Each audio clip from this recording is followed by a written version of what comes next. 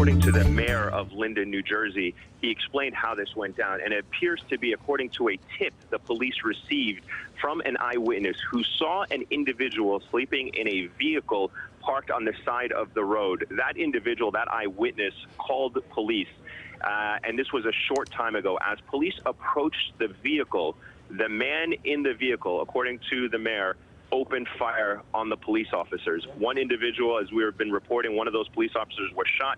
The other was hit by glass or perhaps shrapnel from that exchange of gunfire. But again, according to the mayor of Linden, Derek Armstead, it began with a tip from a local resident. It was a bar owner not too far away from where that vehicle was parked.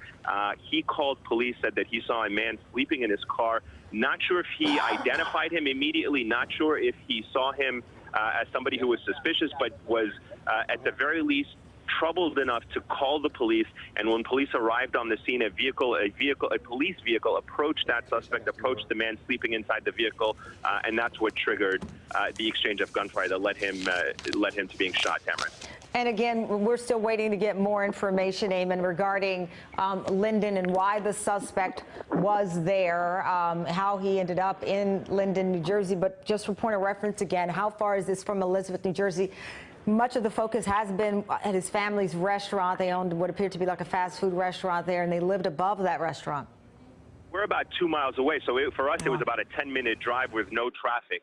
So it's very conceivable to understand why he would be here, if he wanted to stay in the area, if he had perhaps a network of supporters or maybe accomplices. But it does suggest that this was an individual who was familiar with this area. His family has been here for a while. The mayor that we were talking to told us that this was a very diverse neighborhood, a very residential area where we are. And it didn't take us very long to get to the scene of the shooting once we learned of the shooting taking place. So as I mentioned, about a 10-minute drive. But we don't know also how long he was spending in his vehicle. It was not clear whether that car or that vehicle had been parked there for a long time. But the bar owner certainly noticed it and felt that there was at least something suspicious about it, Tamara. I've said this, and forgive me, Eamon, you may have made this clear, and we missed it with everything that's going on. The vehicle that police released, the description of the car that we posted earlier on all of these shows, is that the vehicle that you saw near him or around there?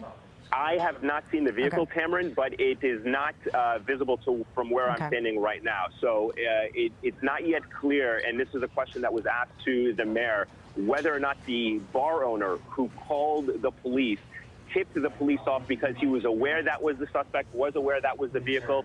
I don't believe that is the case from the information I gleaned from the mayor. It seems that he was either just disturbed by the fact that there was a man sleeping in the car.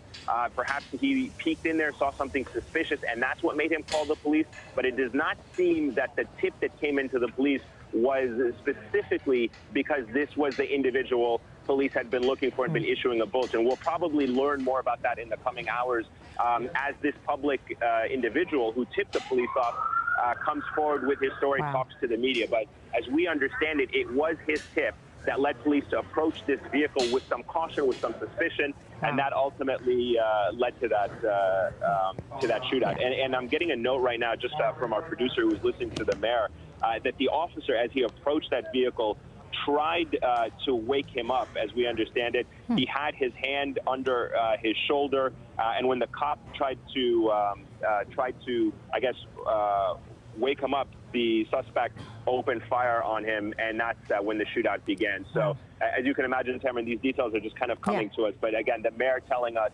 that as a result of this tip that came in from a civilian bar owner, police approached the vehicle. They tried to wake the suspect up. And it was at that moment that they tried to wake that suspect up in the vehicle that he pulled out a gun and opened fire at the police, leading to that shootout.